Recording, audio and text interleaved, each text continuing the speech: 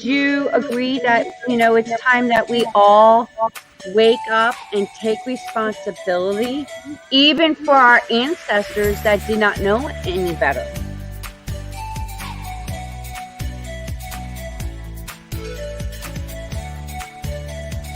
Been waiting patiently to have this kind of conversation.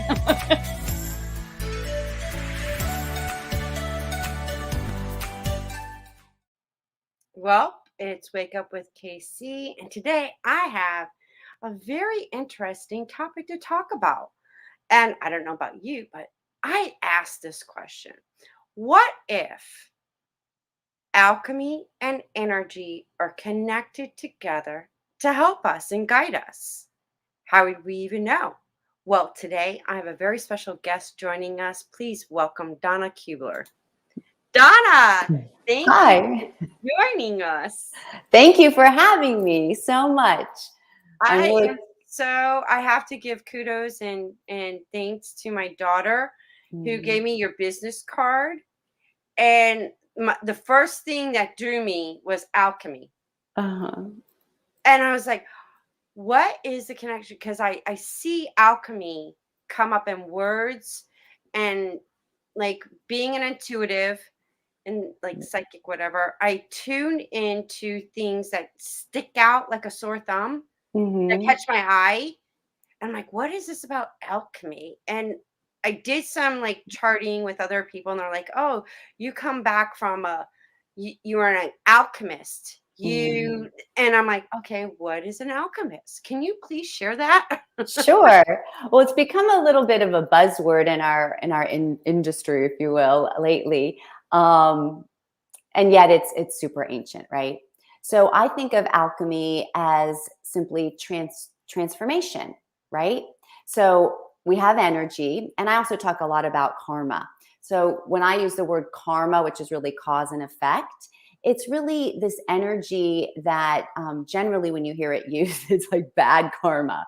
So we have some karma to clean up. How do we clean it up if it's energy? We use alchemy. We alchemize it. We transform it. So I often tell folks that come to me, clients, they're like, oh, I did X, Y, Z, or this, wasn't in my highest good. I know, how do I clean the karma? And sometimes, if not all the time, the best way to clean the karma or alchemize it, transform it, is just don't do it again. It's really simple, right? When we learn our lessons from our experiences, we get the gifts. So karma is there's dark karma, and then there's also the gifts. So that's through the process of transformation, we alchemize, and then we receive the blessings and our gifts. So it's really just transformation and utilizing many different spiritual techniques to do it. Wow, that you've explained it better than what I've heard and studied. But let's go back, because you said history in ancient times.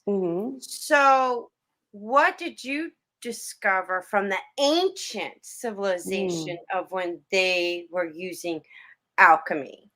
Well, it's interesting you asked that. I do past life readings, and I remember many past lives of my own. They're more ancient in the galactic terms, though. So I remember many lives on different star systems. So it's very high technology, much more advanced than we have here on planet Earth at this time, even though many of us are awakening and remembering so much of our ancient times. So there are ancient times and yet high technology, very advanced civilizations. And not to say, I definitely know it was in the Atlantean timelines and the Lemurian timelines. So those, in theory, were here on Earth, and those were advanced civilizations. So it's not so much I can tell you like specifics. It's more like at a heart level, what I know or what we know.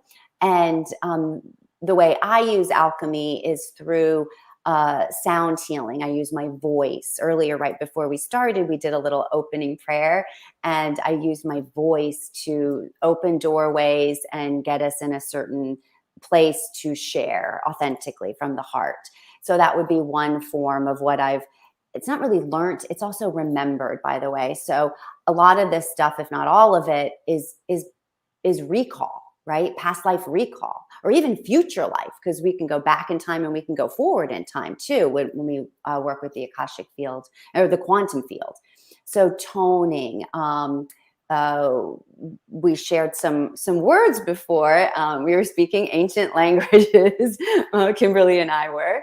And then you can also go slow. You can also communicate these words with mudra, which are directives. Make it the right, wrong way.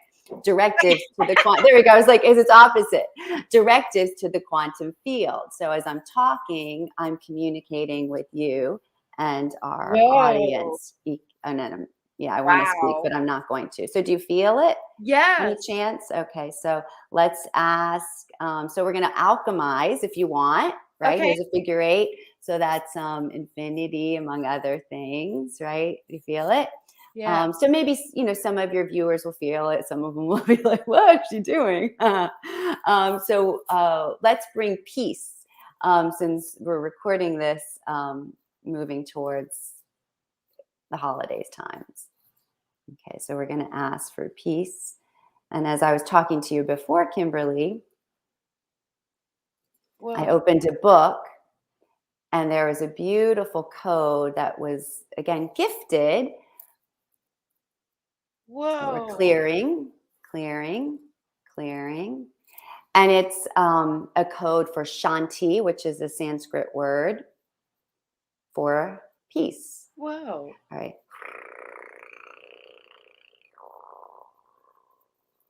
Whoa.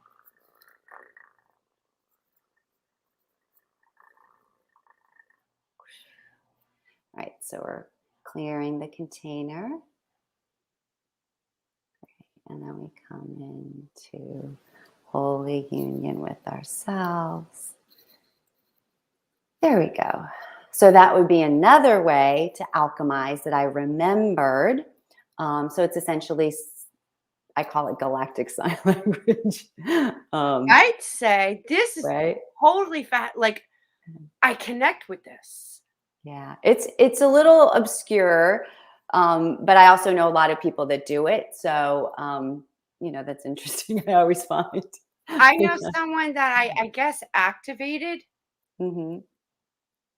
when I channel based on what, like-minded spiritual people come across when I really something happened. And to be honest, I was having a very beautiful, amazing, euphoric, orgasmic ecstasy.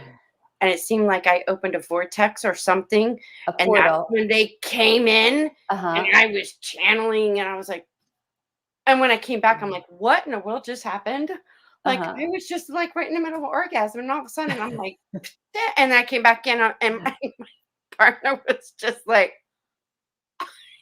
Yeah. so but it was like so intense. Mm-hmm.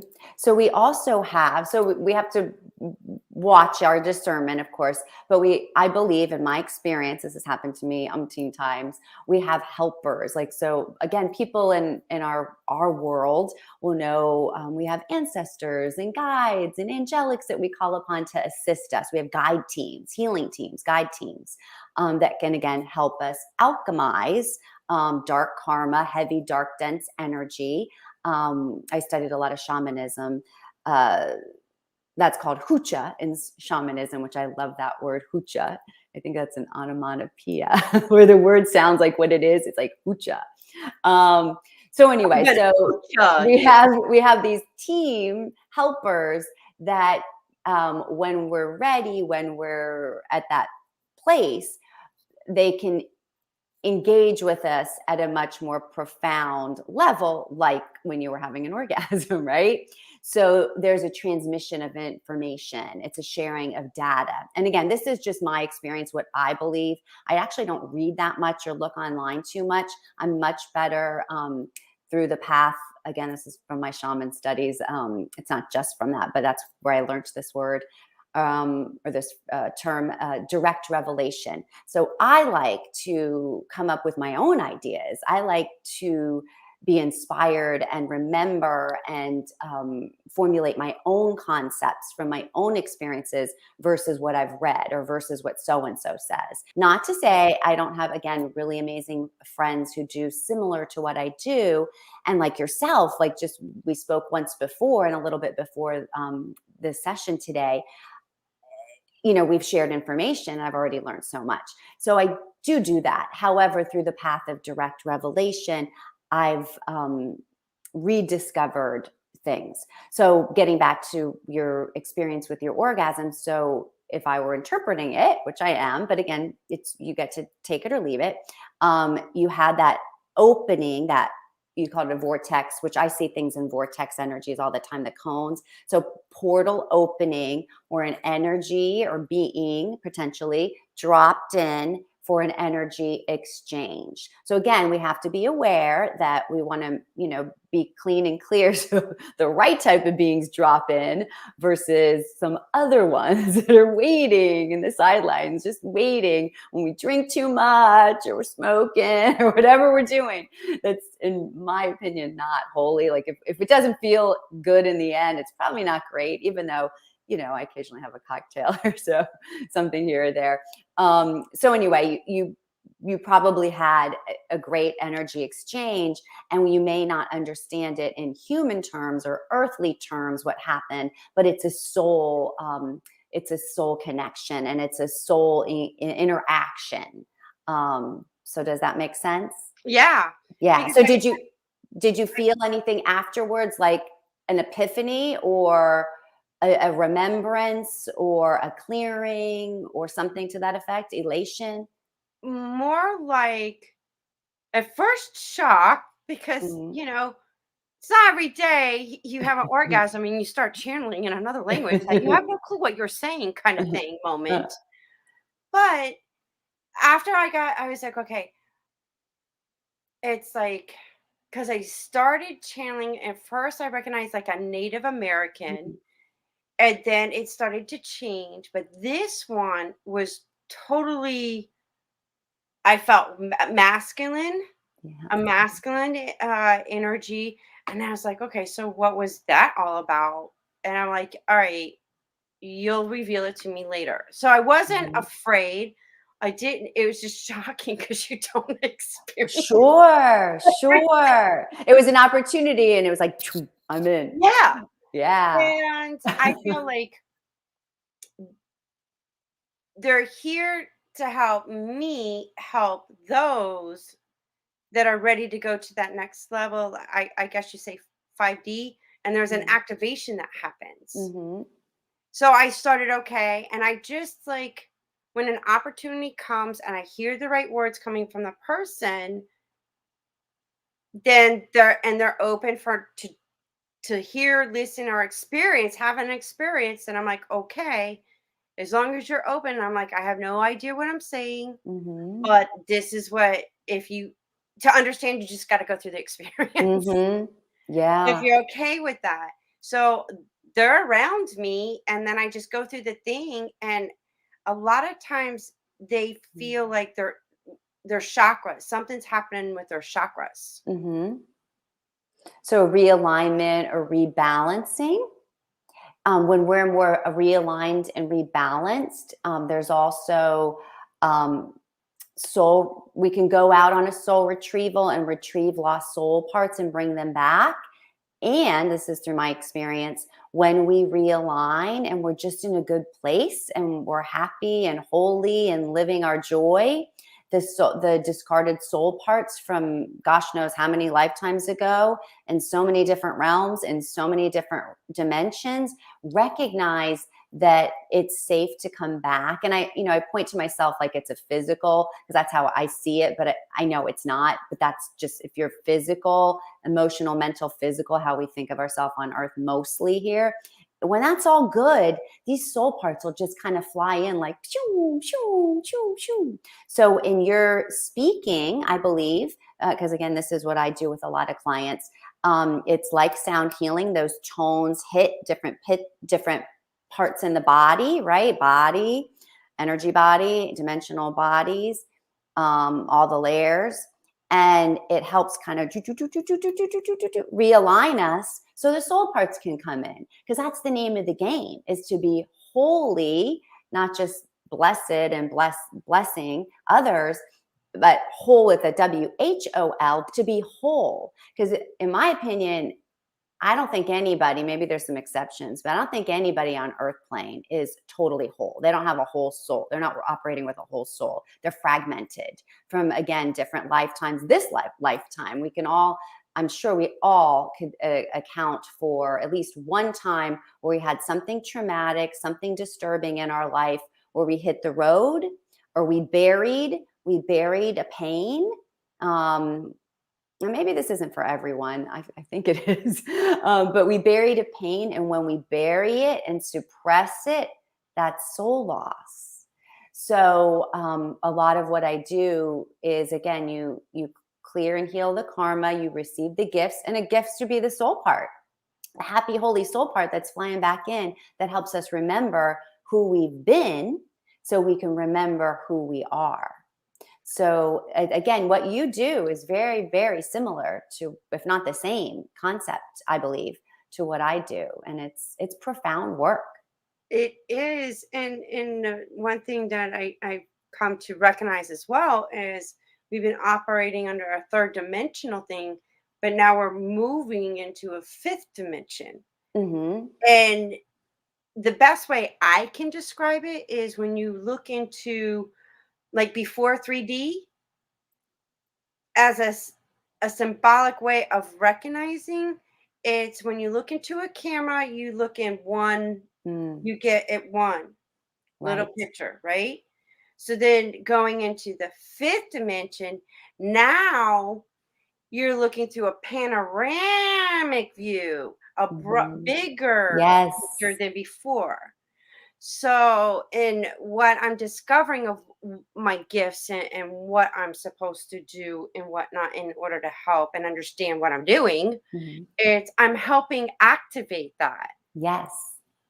And I have to go through, like, even the chakras are getting an upgrade to be able to move and operate there. It's just like your computer system has to be updated. Our phones have to be updated every so often. So does the chakras. And then it helps remove anything that's blocking them from, I call it a chakra enema. I love it. That's awesome. Yeah, you're clearing. You're doing deep work, inner work for realignment. It's the notes, because every chakra holds a note that resonates with the note. So it's like, our chakras just went one octave higher in order to adapt and go with the fifth dimensional stuff, because you can't be in the fifth dimension if you're still in the third dimension. It won't work. It's not simpatico. No. It's so thick in the third. I don't even know. I've heard different people say, like, we're in the fifth already. The third's been gone a while, but we still have those old programs, like we were talking about, like old ways of thinking from our ancestors, from what we've heard, the lies we tell ourselves. So yeah, I'm not sure which dimension we're in, but we're like way farther forward. Everyone's like, oh, it's happening now. I'm like, yes, but it's still happening. It doesn't happen like that. No. It's a process. Yes. And it does take time, because look at all the bullshit that we've been carrying. Yes, absolutely. And I used to say I had an awakening. We won't talk about it now unless it's relevant, but about 7 years ago, and I had different experiences prior to that, amazing experiences, but 7 years ago, it was like, boom, party starting. And I just saw everything much more clearly. And I remembered a lot more, again, of this past life, future life recall, and things just became very clear. And since then, they're even more clear. But in that moment, it was profound. It was like, boom, you're in. And I lost my train of thought. So, boom, you're in. The party started. The party started. You're awakening. I lost it. This is my first podcast, by the way, so I'm a little nervous. Congratulations. Welcome to the club. Oh gosh. Well, I guess I'm not supposed to talk about it. It'll come back up if No, you but it tell was me part of to. your awakening, and it just happened in such a way that it was like, boom, you're in, the party starting, and you got clarity of Oh, things. thank you. Yes, I got clarity. And what happened, what I used to say is that I was mutating and evolving and growing. And, one of the fun things that's like, not necessarily my claim to fame, but I had to be in my bonnet about was like, oh, I know how to bend spoons with my mind. And I do. And now I teach classes, it's like quantum spoon bending, how you melt the metal with the energy. So I was like, yeah, I'm mutating, I'm moving, I'm evolving, I'm mutating. But what it dawned on me is actually I'm not mutating. I'm undoing all the mutations from certainly this life embodiment, as well as way beyond that. So it's undoing the mutations, undoing the programming that was necessarily that was put upon us that we accepted, versus stepping into and programming ourselves with what we choose. So when you're talking about 3D, 5D, it's a process, and it doesn't always tickle. It rarely tickles. The gifts are amazing, and those are the aha moments. So that's where I was going with this whole awakening thing. Is sometimes people who've had an awakening, or not sometimes, everybody I know who's had an awakening knows about ascension symptoms, and it hurts. It hurts to awaken. Again, maybe somebody will have an experience and tell me, Don, it didn't hurt me. And I'd be like, wow, you did it right. You should write a book on that. You should be on this podcast and tell everybody how you do it where it doesn't hurt.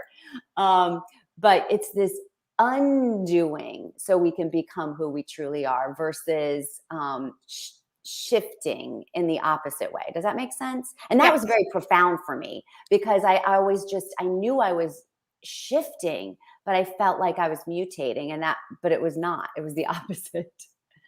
Because of what we were taught to believe, but then and what's also labeled. Plus, our words are very powerful, and I'm consciously aware of the words I speak. Yes. Speak life, and there is a good book that had some profound wordings, but then it just got twisted, and there's contradictions, and conflict of, well, wait, you say one thing here, but then you turn around and, in this other chapter, total opposite. So which is it, And I believe spirituality is discovered, not inherited. That's a very good point. Very good point. And honestly, Donna, I can't remember what my awakening was like, honestly. Did you black out? Or I was like, well, what happened when I spiritually awoke? Like, I really don't remember.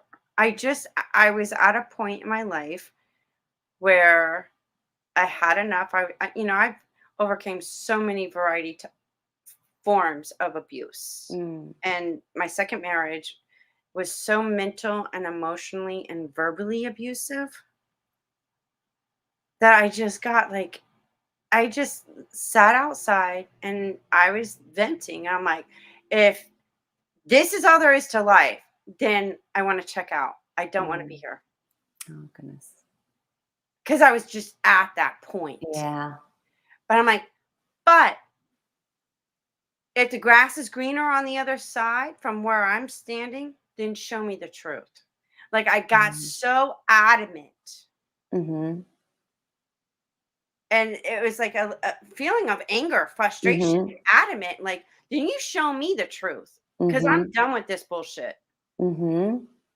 Religion is not the answer, because they're saying the same old thing that doesn't sit well with me.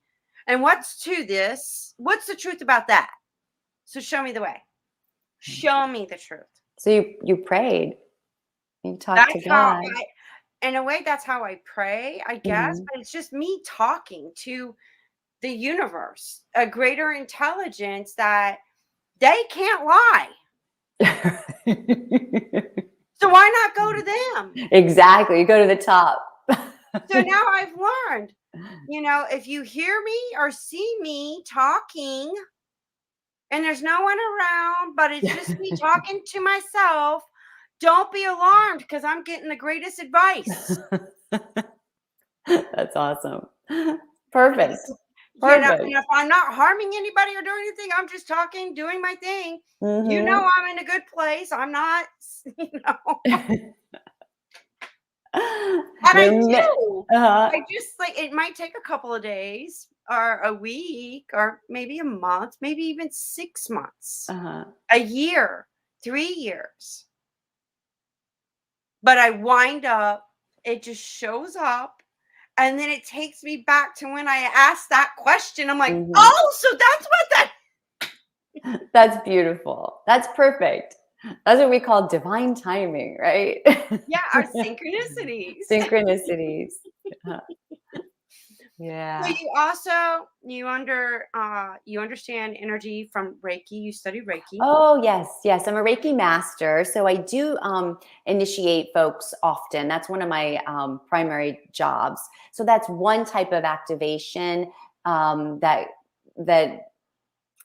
stimulates or awakens, I believe, many other aspects within the structure when I work on someone. So while Reiki is very specific, it's one type of frequency.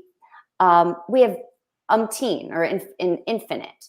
So I oftentimes utilize the Reiki for its own purpose, of course. But then it's also a wonderful foundation for folks like ourselves who are wanting to step into their healer abilities. And we all have healer abilities. We all have psychic abilities. So don't let anybody tell you different, viewers and listeners. We're all jacked up if we want to step into them.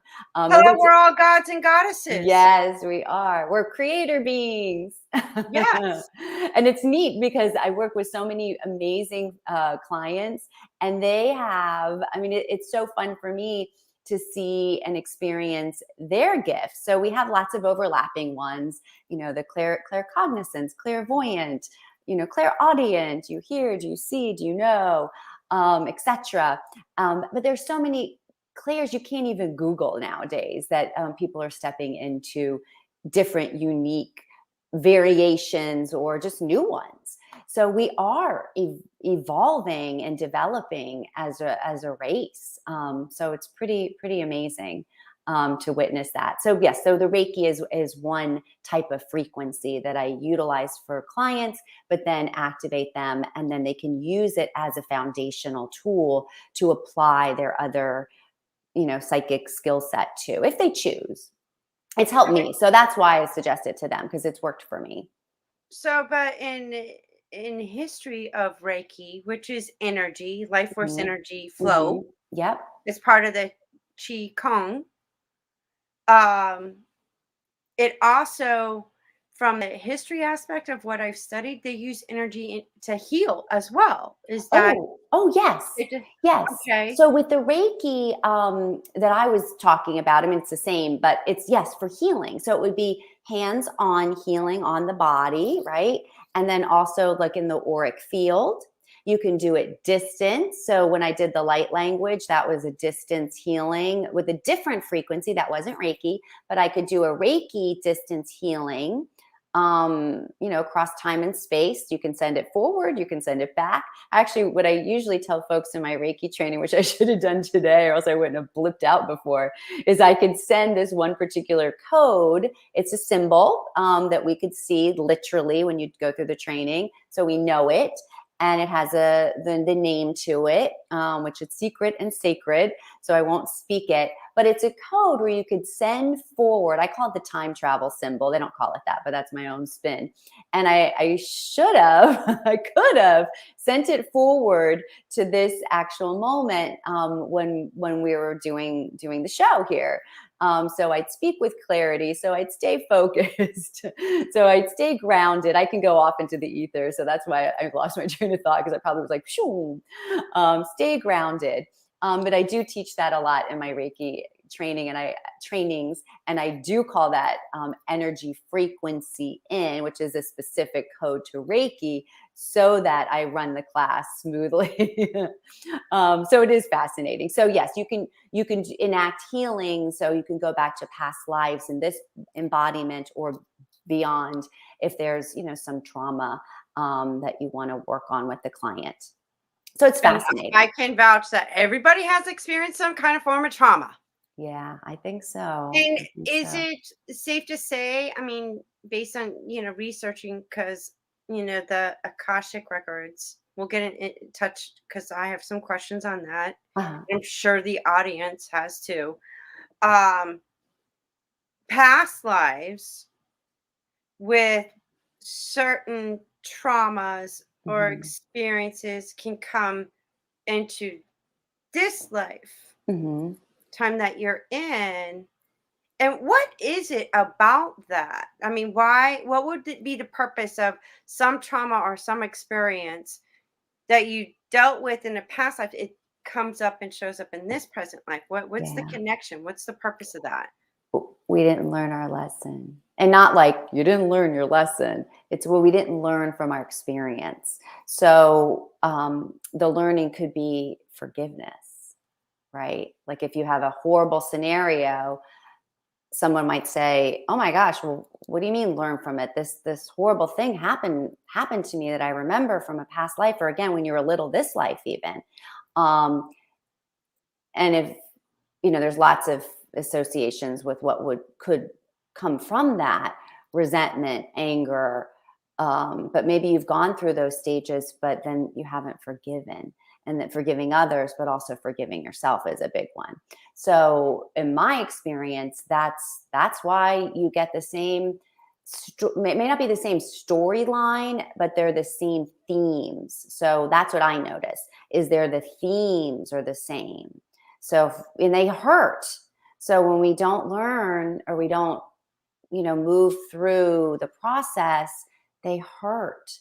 And, they keep replaying. So again, just even looking at our current lifetime, this embodiment, I'm sure, again, most of us, if not all of us, can say we've had many themes repeat themselves. And it's because we're not fully getting it, or we're not allowing ourselves to fully heal from it. That's a better way to put it, is heal from it. So when we heal from it, then we, again, see this wide perspective, or we see this wide perspective, and then we can heal from it. We heal from it, and then we can even see a wider perspective. And I forget exactly how the little phraseology goes, but it's like a Buddhist saying is, be beautiful. We talked about Lakshmi earlier, the goddess of abundance and wealth. And she sits upon a lotus pad, and she's just this beautiful, glorious lady, goddess. But the lotus, again, is beautiful, but the lotus is in the murky waters, right? So how do we shine bright, be happy and joyful, even though we're in the murky waters, right? Mm-hmm. That's the work. And you talked about things that, from our past, and then showing up, and yes, they hurt. But I also have noticed and discovered, because I mentioned I study history now. If there's something about the history, and I can go back, like in studies and writings of 445,000 years. You want to talk about taking a rabbit hole on my now I'm doing the true ancestor DNA. Yeah. Woo! However, I've noticed the pattern of all the slavery, the wars, and everything, and even catastrophes and timelines in history. And I'm like, wow, it seems like we're in Groundhog's Day, reliving the trauma. That energy keeps transferring over and playing in a different time period, a different era. Right. And hello, we are women. We give life. So whatever we're experiencing energetically, emotionally, the child that we carry is going through it too, and just Yes. bringing it on in. Yes, it's true. All the karma in the bloodlines is no joke. And it's not just karma, it's just that energy that was Mhm. created. Mhm. And if you could go back, like you were in your mom's womb, okay, what Mhm. what time was she born, Mhm. and what time period? Then everything that she was experiencing being in her mother's womb, Mhm. you can connect the dots. And then that's how I woke up going, oh my God, we're in Groundhog's Day. Different time period, different clothing, new Yeah. technology, but we're still, We're in it until we're not. So I yeah, see it like the hamster wheel. So I'm like, we're running. And then we all get different like psychic symbolisms and analogies. So I get funny ones. So I'm running. And then all of a sudden you got to just jump off. Just yeah. do it. You just do it. Get off, get out and be like, whoof, and I'm out. And that's what I Oh, say. The karma can be cleared and healed. I just don't do it again. I mean, which again, seems easier said than done. But all you have to do is just jump off the wheel and then I'm out.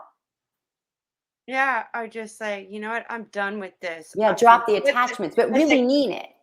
put that. It could be a pipe. It could be a rope Yes. or a Yeah, mic. just boom. Yeah, mic drop. I also wanted to share because I think this is fascinating. So speaking of like bloodline and ancestral, like energy, again, when I say karma, it's like that energy. It's like the information that lives within the bloodline. Again, there's good karma too from your ancestors. Your ancestors did some cool things. All of ours did. So we have access to all those gifts. But what I was going to mention is when we're in our mother's womb and being developed, obviously on a cellular level, and then we develop even more, we're a fetus. We actually get her experiences. We go where she goes, right? We walk where she walks or walk. But what I also learned is when our mothers were in their mother, so our grandmas. I don't have the timing exactly right on this, so someone could Google it if they really want to research it. Our egg was developed, what we came forth from while our mother was in our grandmother's belly or womb. I've heard of So that. yeah, it's fascinating. So like for folks that aren't really into the past life stuff, or it's not their cup of tea, they don't, that's not their belief system, which is fine. Um, you can't deny that though. Like your physical material was in you were in your grandma. So you had her experiences on some level, not the level that we're developed now, but it still matters. That's science. It's That's how science. science Yeah. connects to Yeah. spirituality. Yeah. It's And then there's fascinating though. history. Yeah. There's like, oh my gosh, wow. Yeah. So we can go back in time and target. So I just get intuitive hits. So I've done womb healing, going back into someone's. I just get the number, I get the time, and I'll engage with the client, and I'll have the question in my head. I won't tell them, and I don't want to give away my tricks. So if someone's a client, No, I'll be I like, know. I know what you're up to. Because I get But that same thing. I'll get them to give me the information, and then I'll tell them what it's for, and then we'll go into different timelines, and that's where we'll do the healing. I've So asked people like something would come like a symbol or a word or yes, something. And yes, then I look at that person like, does mean anything to you? right, And then I get that look like deer, and yeah, headlights, kind of like, yeah, and I'm like, yeah. spirit doesn't lie. No, exactly. And speaks through mostly symbols and ideas. I mean, it happens. I get specific words, but it's much more interesting. I have crazy dreams that I wake up and I'm like, are you kidding me? Couldn't you just be more plain That No, you have no. to But then use. where's the fun? But then I'm like, how am I supposed to figure this one out? You know, Mhm. it's so crazy. I mean, I'm like, I'm like, okay, you'll tell me and give me clarity on that one because there's no way I'll figure that out. My human mind. It's so Yeah. But perfect example would be the now I just had recently more crazy dreams and I was like, the fuck are you talking about? What the hell is that all about? I'm like, just tell me later. I just can't deal with it right now. Mhm. But when I was going through my second divorce, Uh-huh. like I was getting ready to, and I had this dream, and it was I was on like a turnpike. If you could visualize being on a turnpike here in Florida, or Mhm. I-10, or anything that has like big woods and stuff. And then you got the rest areas that you could pull in. Well, all of a sudden I'm driving. Car comes out of nowhere, and I'm seeing him cause this car cause all these accidents, and people are flying everywhere, cars everywhere, Mm. and I see legs, I see, you know, dead bodies or people just suffering. And then I'm like, don't worry, help. I called 911, help's on the way. And I'm like trying to put a foot back onto a person's leg. And then a state trooper comes like, hey, we got help on the way. I'm like, okay, but what happened? Why did, you know? And then next thing you know, I'm going into the front of a house, like going into a house. And I just sit and I'm like, okay. Now, in my mind, I'm thinking, okay, scene just changed. I'm inside a house now, in a living room with this wooden coffee table. All of a sudden, this naked guy, okay, wait, hold up. It gets Okay. creepy, comes in. He has his hard-on penis Oh with boy. blood on it on a silver platter. And he comes to me and puts it down on the coffee table. I just looked at him and I went, oh, hell no, we can't fix this. I'm out. And but the thing is, my ex-husband went up to the guy and says, "Don't worry, well," and I'm thinking, like, where in the world did you come from? And why are you telling him? And I'm like, no way, we can't fix this. I'm Uh, out. And I just uh, got out the door. uh-huh. Now, you don't dream that every kind of shit every day. Come on. I woke up confused, going, really? You were getting divorced, right? I was Yeah, thinking we it can might fix this. happen in, Yeah. but the dick on the I think you water, need I was just Sigmund like, Freud. huh? You need Freud for that one. Dream interpretation. I'm like, welcome to my kind of dreams. I'm gonna I mess can't make this shit up, people. I'm I gonna really can't. I'm gonna mess this phrase up too, but I'm just gonna go for it. So there's something like Freud said, or maybe it's a joke that I saw on Facebook, but I think it's authentic, where it's like sometimes a cucumber is just a cucumber, like sometimes a dick's just a dick, right?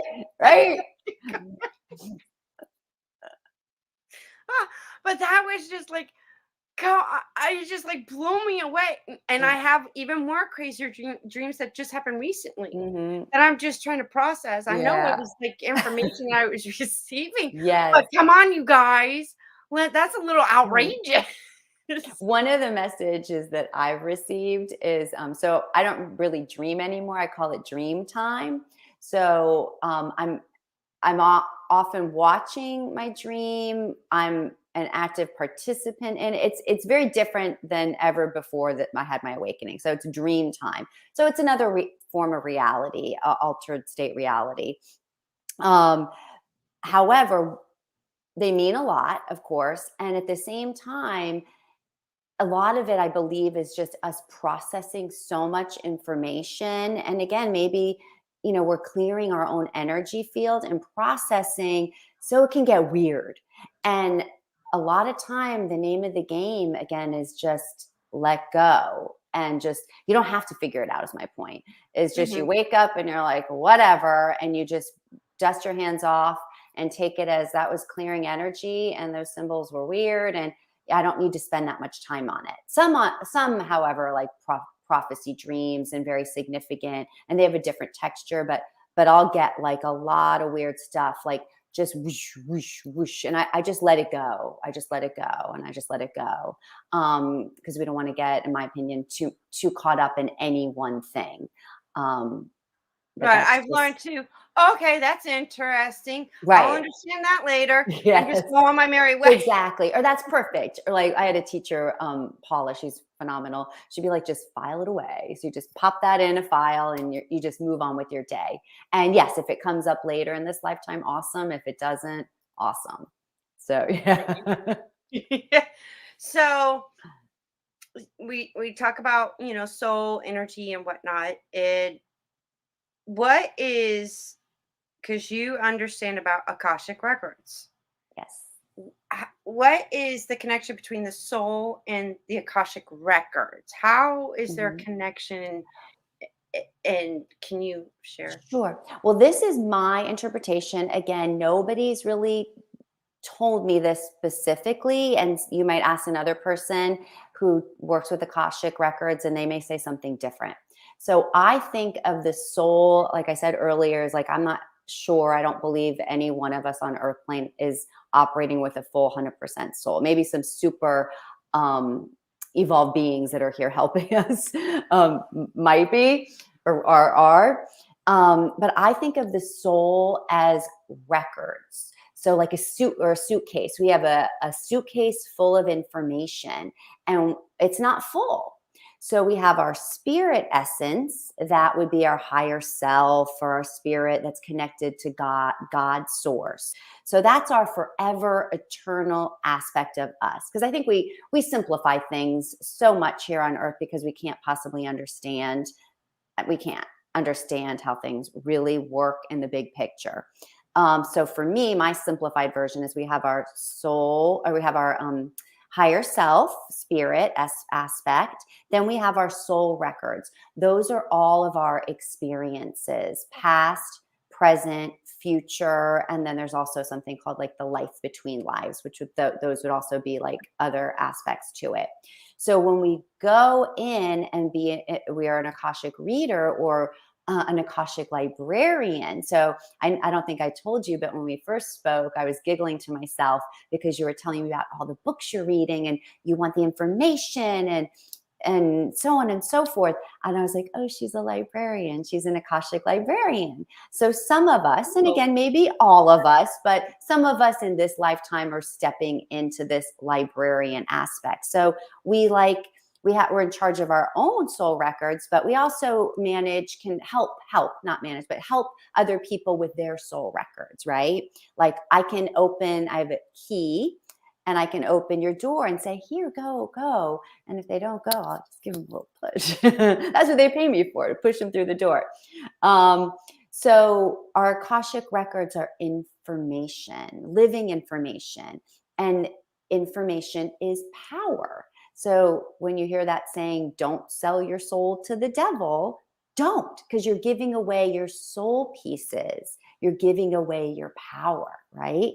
So in order to be holy with the WHOL, holy, whole, we want to bring back our soul parts. We want to go find them. We want to magnetize them back into our being, because the name of the game is to be happy, right? To be joyful, to enjoy life, not struggle through it, which many of us do in different ways, right? We want to be that Lakshmi sitting on the lotus, and there might be chaos all around us and we still might have challenges, but we handle them different. And it's not a fake. It's like we really, at a core soul level, we handle them different and we're inspiring to others. So I see the souls as soul parts that we bring together. That's the information that we can access when we move into the different realms in the Akashic field. And as that comes more into harmony and more into fullness, everything lines up even better, right? So I hope I answered your question. No, you did. Okay. And then let me to another question. Okay. The Akashic Records holds information of past, present, and future. Yes. So if I want to know, about that, there is a meditation that you bring them through, and like say if I was your client, I'd be Mhm. like, okay, I want to know some things about what I'm currently experiencing right now in this present that has to do with my past, so I have Mhm. understanding. And I want to know about future things. Mhm. And oh wait, I don't want to experience that in the future. Can I change that? Absolutely. Yes. So, yeah, of I'm course. like, Yes. can I do that? I want to do that now. Of course. Well, one of the things that I do occasionally, and I'm doing it now because we're moving into 2022, is I'll do a yearly read. So it's not my primary. I do work with oracle cards. It's not my primary. I'm more of a healer. However, I use them as lab work. So say I would do as a short one, I could do one for every day. I've never done that, but that sounds a little much. But one for every month, one for every season. I just did this weekend. I had a vision board party with some girls. And so say you have your first card, well, I would select overall theme for the year for you that would give me the tangible information for this is your theme for the year to work on. And maybe it would be we were talking about goddess cards before, and this one just came into my mind. So sometimes I don't even have to pick the card, I'll just get it as a flashcard in my third eye. So there's a Egyptian goddess called Bast, and it's from this goddess deck, my very first oracle deck. So it's a special place in my heart. So basically, the name of the game for her is empowerment. Oh, you want to see if she's in your deck? Yeah. Bast, Bast. She's Lakshmi. Egyptian. Yeah, we talked Yes, about I'm Lakshmi so today. connected to Egypt I that know you are. woo. You're a Yeah. sister from those priestess days in Egypt. Isis. So So Isis. So Bast in this particular card deck, it's about independence and strength. So if that was your card, and maybe it is, since we did set sacred space before we started, for 2022, that would be at the top. And that would, in theory, would inform your movements through all of your challenges, but also your good times too, and being a leader, because it's about independence, leadership, and strength. So for example, if I flipped over for January, February, we'll do that as a season. It's not exactly a season, but same idea. The first quadrant of the year, say I flip over a card and I have another deck, and it's coming into my head. It's a fellow standing on the earth with this arm up, and it says, stand your ground. But if I flipped it over and it was upside down, I'd be like, ooh, she's going to have some potential challenges in the first quadrant of the year, with her whole theme of developing her self-confidence, standing her ground. So what do we do about that? sorry. So we can shift that right away in a healing Right. session and work on the karma of that. Maybe go back into the Akashic records. I would get guided. Right. And if we did, we would ask for, sometimes I'll see the storylines, I'll see like I'm watching a movie and I can report to the person on that. But sometimes it's just an energy. It's just a feeling. It could be like, ooh, like I feel like there's a sword right in my gut, and it looks like a sword. So maybe it really was a sword at one point, and I can give you a description of what it looks like. Maybe it's a galactic looking sword. So it's not even from like medieval times. Maybe it's King Arthur times, but I'll see it. And it gives us the information that you took a sword in your gut, which would be, again, personal power. Also, it's the chakra or the color frequency and the literal frequency, 528 hertz vibrations per second of love. You think it'd be here, but it's actually here. So I always equate that with self-love. So again, we could go on and on with this, but I would work on their solar plexus all of a sudden based on the information I just received. Okay. And then I would be guided, if it was healed, to flip the card upright. If I couldn't flip it upright, as lesson learned, energy cleared, and when I say lesson learned, it doesn't have to be like, so again, 3D. Well, I learned this lesson in this way, I pushed somebody down in the playground and now I know that's a bad, not nice thing. It's not like that always. Sometimes it is, but it's more, again, it's a little more nebulous generally, but the person will feel the release. They'll feel the sword come out. They'll feel the inner wellspring of abundance. They might cry. There'll be generally a catharsis of some form, and they'll just feel lighter. So that happens. So as you release, these heavy energies or this karma from past life, assuming it was past life, then we fill up with more of your goodness, or your other soul parts or some of your soul parts will magnetize, and you'll feel lighter and more full. So that would be one way. Another way, certainly, like that would be one way of moving into the Akashic field with oracle cards, for example. Another way would be, meditate or I do like shamanic journey. I'll take you on a trip and we'll go into, I've done this class before, at the halls of Amenti, which is underneath the Sphinx in Egypt. And I've actually been there in reality. I go there often. And I'm planning on going next year. I know you are. You're going. So we could go into a journey and I'll walk you through it. This is what we see, and I'll be there with you as your guide. So I don't do it for you. I'm with you.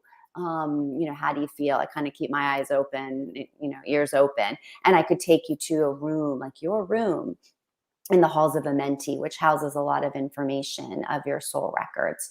So, and then we just journey, and I always just tell people, play the game. So we use our imagination a lot, which again feeds us information that we wouldn't get just by being normal. No, it's like we are normal now.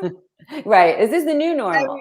The new normal's here. Yeah. This is, and if you don't, the one thing I say is like, how can you want change and you want this, that, but if you're holding on to the old that's taking up space, you have no room for the new. Exactly. You said it perfect. So those attachments, look like swords. They look like cords. They look like bowling balls. They look like creature features if you have entities. So many of us hold on to entities as well. So again, it depends on your belief system, but if you believe like the entities, I have an entity, it got me or whatever. Yeah, but maybe you got it. You're not the one letting it go. Sometimes the client is actually the spirit attachment that walks into the room, not the human. And I'm like, you know what? You gotta let go. You gotta let him or her go. So the space, exactly. So we clear space to bring in more abundance, to bring in more beauty, to bring more of ourselves back into wholeness. And I found this. I don't know if you can. Oh, my girlfriend Lakshmi, yes, and she's number 27. Is that right? Yeah. 27. No, yeah, 27. 27. Number 9. I couldn't find Bast. BAST. Yes. They probably have different spellings of her. You know what? It might be Vast or Yas with a Y. Maybe.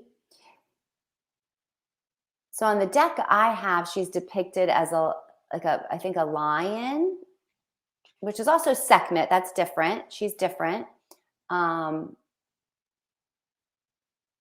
have so many beautiful. I mean, there's like so many gods and goddesses there, and I'm going from, because I do recall Alchemist that goes back to the Anunnaki from the Sumerian writings. They touched base on it in a different way, and they did amazing things, but it was only for, I guess, a select few. And that's how a lot of things got hidden. Right. Oh, yes. A lot has been hidden. Yeah, Oh, to yeah. disempower the people. So now that And we're destroyed shifting. even. Alexandria, the library Yes, that that's a I special place. I I've was, never been, but that's on my list. Top. and and there's an episode I talk about Alexander the Great, Zeus and the Anunnaki was their connection. Uh-huh. And I remember seeing Alexander the Great with, is it Colin Farrell who played Alexander? Mm. And I noticed when I was watching, I'm like, wait a minute, what BC was this? There's a lighthouse. How did they even know how to build a lighthouse? They didn't get that from God. And that's actually the first lighthouse that was actually recorded in history. Really? I didn't know that. This is And it got fascinating. destroyed. See, I go in on these because I'll catch things that I'm like, wait a minute, there's a lighthouse back in those times with Alexander the Great. How did they even know about maritime and having a lighthouse and have it structured? What did they have a light bulb, or were they using a candle? I mean, I really go deep on my question when I see something so out of like, that's not normal. When did they did that? So yeah, I found that fascinating. That is fascinating. Go look it up. Alexander the Great founded that. So I was like, okay, so whose insight did you get to build that lighthouse? It wasn't from you. It was from, and he was supposed to be a demigod created by Zeus. And his mother was, now knowing what I know now, she was like, they thought she was a witch, but no, she had psychic. She was a half, like she was a hybrid. So she was like I understand. like from Anunnaki blood being in human. So that's the best way I could explain that. Good job. So fascinating. I get so like, yeah, this is what I shot. Like, you gotta see it for yourself. You'll see what I mean. Like, first lighthouse ever to be recorded, Alexander the Great. You can't tell me there wasn't, like, what I know now. It's ETs are real. They've been writings. There's drawings, even in that Bible. That's what they were trying to talk about, but their language is different than our language now. It's totally evolved.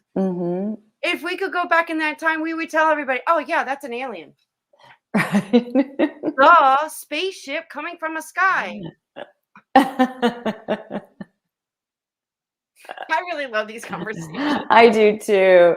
Yeah, that might be for another show. I know a lot about extraterrestrial. Well, I would love to, because I've been wanting to connect with people that study ancient civilization history. So I would love to have you come back and let's just talk about ancient civilization and history, and the Anunnaki, the Atlanteans, the Lemurians, the Syrians, Pleiadians, Clarions. From a starseed aspect of my soul, I come from Clarion. So, and it's fascinating. It is fascinating. It's like, people, we come from the stars. I've heard so many statements about we are truly stars. We come from the stars. Yes. Even indigenous tribes come from the stars. They do it for us. Hello. Wake up. I look forward to having this one. Me too. we definitely got to meet. Agreed. I do believe I put your website down there. Do you have a workshop or anything coming up? Oh goodness. I always do new events. So I'm just trying to think after this airs.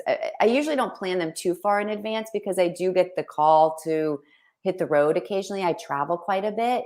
So I will be traveling in the beginning part of the year. So I haven't planned anything specifically. But I work remotely. So depending where you are on the planet, we can work.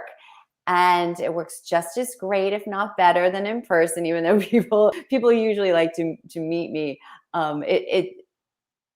energy travels, right? Energy travels through time and space, and it's I can go pretty deep into a trance when I'm not with someone. I'll let myself really get in there. But I do work with people in Palm Beach Gardens and Jupiter area.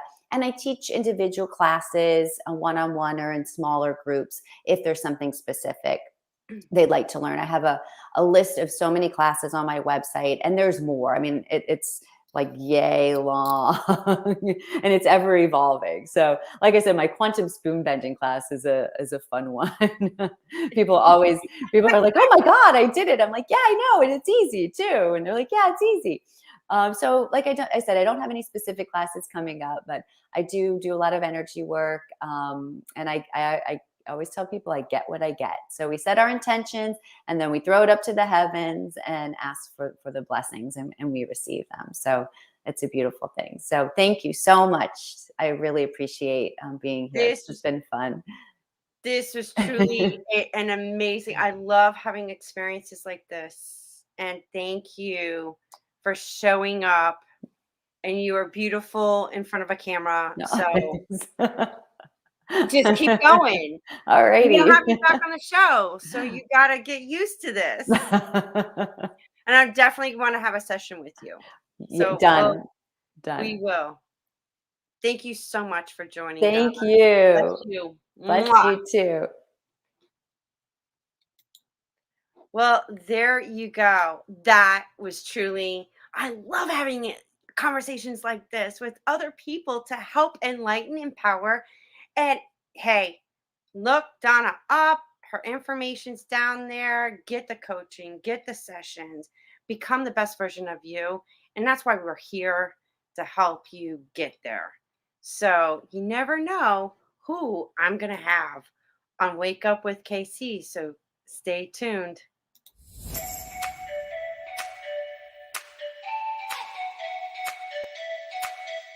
Do you agree that, it's time that we all wake up and take responsibility, even for our ancestors that did not know any better?